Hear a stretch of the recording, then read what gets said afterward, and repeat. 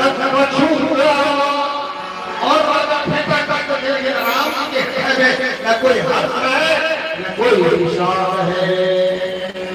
उदित उदय मंच पर निर्वाद पतंग विकिशे शब्द सभा हर से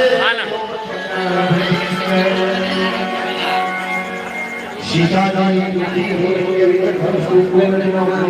से प्रार्थना किया है धनुष को हल्का कर देना, कहा कितना हल्का कर दो, हल्का कर देना कि ये बड़े सुकुमार हैं।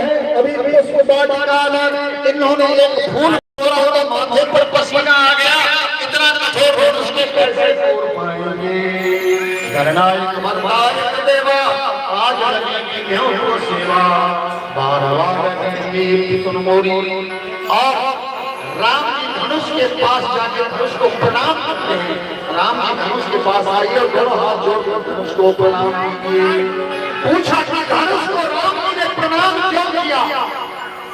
आपके निधन के लिए शिक्षा दे दो। ये धनुष किस चीज से बना हुआ है? अंत करने के लिए कभी से सारे देवताओं ने प्रार्थना किया कि महाराज वृत्रासुर का अंत आपके अस्थि के बने हुए पत्थर से ही होगा। तो इंद्र ने याचना करके दधीचि का अस्थि माना, उसे वृत्रासुर का विनाश हुआ और शाप विनाश हुआ। और शाप एक परशुराम जी के पास है, संक्षिप्त समय में कोई शब्द नहीं छोड़ूंगा, परशुराम जी के पास है। दूसरा ये शाप पिनाक है जो जनकपुर में रखा हुआ है और उसी समय एक घटना घटती है।